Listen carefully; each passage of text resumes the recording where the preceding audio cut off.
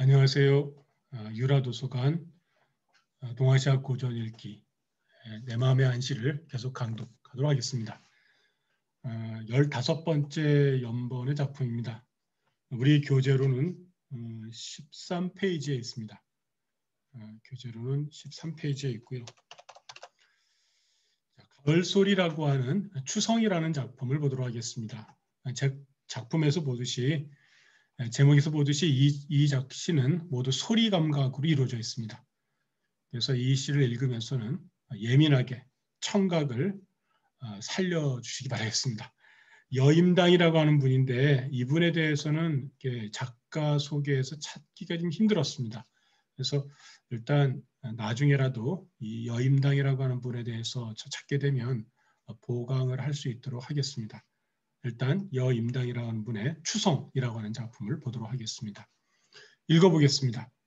황엽 수수 풍슬슬 황엽 수수 풍슬슬 비선 열렬 우림님 비선 열렬 우림님 부지 창회 오동상 부지 창회 오동상 교쇄 수인 기촌심 교쇄 수인 기촌심 조금 올려볼게요. 예, 있습니다.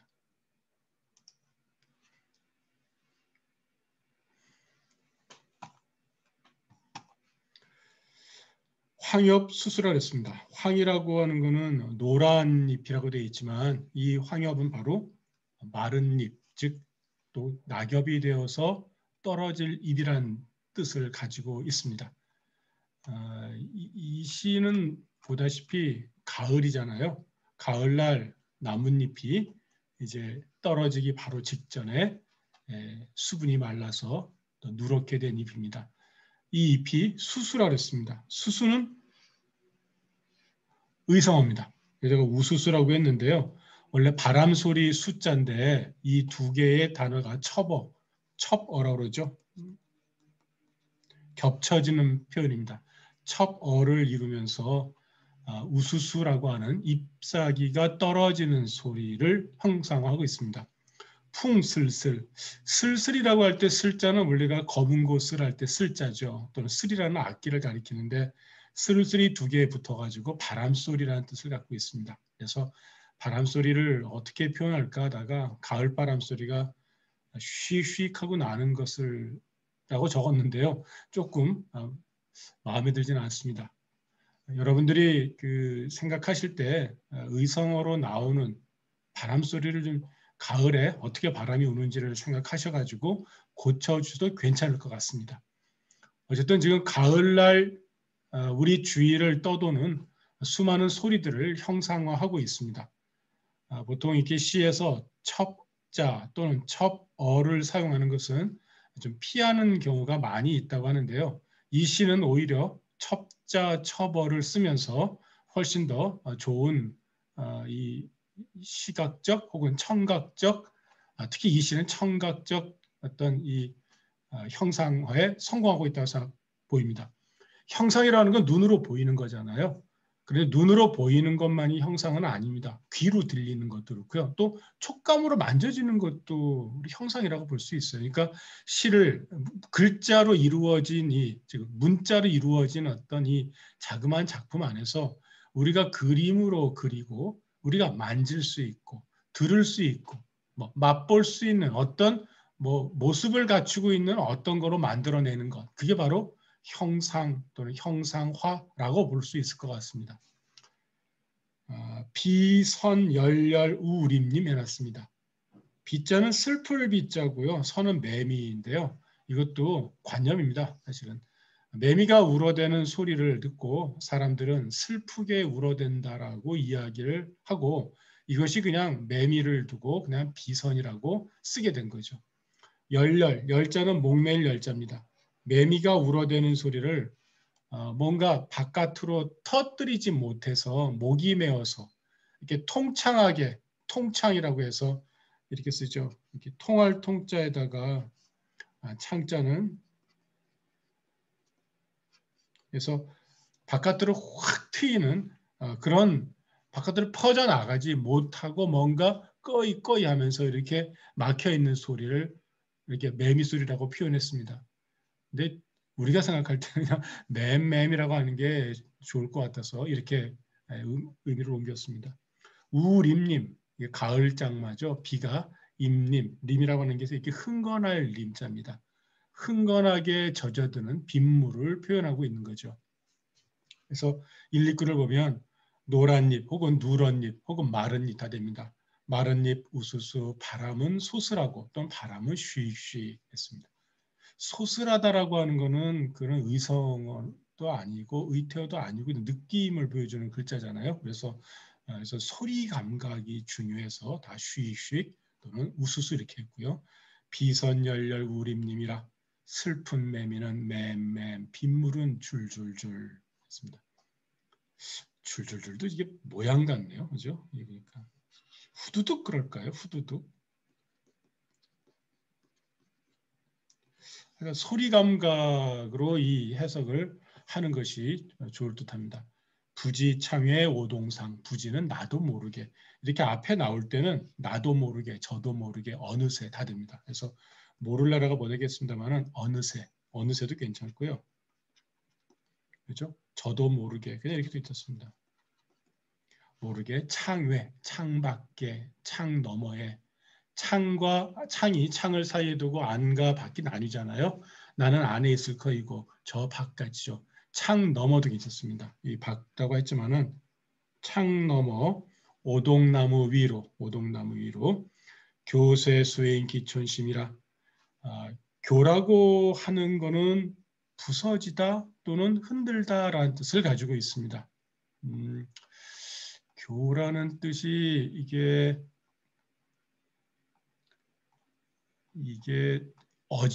어지럽다라는 뜻이 있어요. 어지럽힌다, 막 흔든다는 거거든요. 쇠라고 하는 것은 잘게 부수다는 뜻을 가지고 있습니다. 그러니까 어지럽게 잘게 부순의 수인, 시름겨운 사람, 작자 자신이겠죠. 시름겨운 작자 나의 기촌심 이랬습니다. 기는 몇 기자고 초는 마디촌자니까 몇 마디의 마음을 흔들어가지고 산산이 부숴놓는구나. 지금 번역은 조금 길어졌어요. 시름 있는 이의 몇 촌 마음이 산산이 부서졌는지라고 해서 이 부분을 풀었는데요.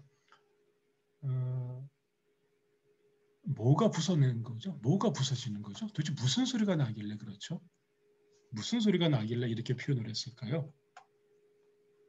힌트는 이거죠. 오동나무입니다. 오동잎이 어떻게 생겼죠? 얄쌍한가요? 두툼하죠, 나무에. 그죠? 여기에 비가 떨어지는 겁니다. 비가 떨어지면서 후투투투투 떨어지면서 빗소리가 더 많이 나겠죠. 그래서 내 마음을 후벼 파듯이 내 마음에 어떤 지점들을 쳐서 톡톡톡톡 건드려가지고 산산이 부숴내는 것들 그런 느낌을 이분은 빗소리 속에서 느껴낸 것 같습니다. 특히 오동나무 위로 떨어지는 유행가 가운데 오동잎이라고 오래된 노래가 하나 있죠. 그 연배 있으신 선생님들은 뭐 가수도 기억할 텐데요. 허스키의 남성 가수죠.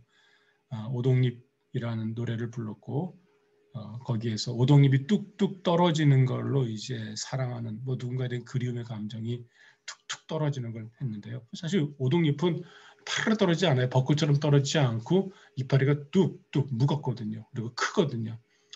그런 이파리 큰 곳에 비가 하염없이 내리면서 소리를 때릴 때는 마치 내 마음을 갖다 때리는 것처럼 내 마음을 부술 것처럼 때리는 것처럼 느껴지게 되는 거죠. 하나 더 하면 림이라고 하는 글자를 조금 설명을 더 해드릴 것 같아요. 림이라는 글자는 내가 이게 흥건하게 내리는 거예요. 물로 흥건하게 내리는 거. 특히 산에 있는 물이 아래로 갔다가 쑥 내려가는 거거든요. 줄줄줄보다는 조금 더 센 표현이 좋겠는데요. 후두둑도 약한 것 같고요. 콸콸콸도 될 것도 같고. 그러니까 물이 산에 있는 물들이 아래로 쫙 쏟아져내려. 졸졸졸은 절대 될 수가 없는 거죠. 그죠? 졸졸졸은 될 수가 없습니다. 본래 그리고 이 슬슬이란 말도 쉬겠습니다만은 이게 떨어지는 소리예요. 바람에 뭔가 바람의 어떤 그 바람에 뭔가 하여간 이게 좀 뭔가 이렇게 이 뭐가 떨어지는 뭔가 그런 소리입니다. 자, 어쨌든 다시 정리를 해보면요. 황엽수수 풍술설할 때 마른 잎은 우수수 떨어지고 그다음에 바람은 쉬익쉬익 부는데 비선열렬 우림님이라 슬픈 매미는 목매어 맴맴 비는 후두둑 하면서 떨어지네. 줄줄줄 떨어지네. 부지청의 오동상 모를래라 창 너머 오동나무 위로 교세수인 기촌심. 이 마지막 구가 참 마음에 점이 옵니다.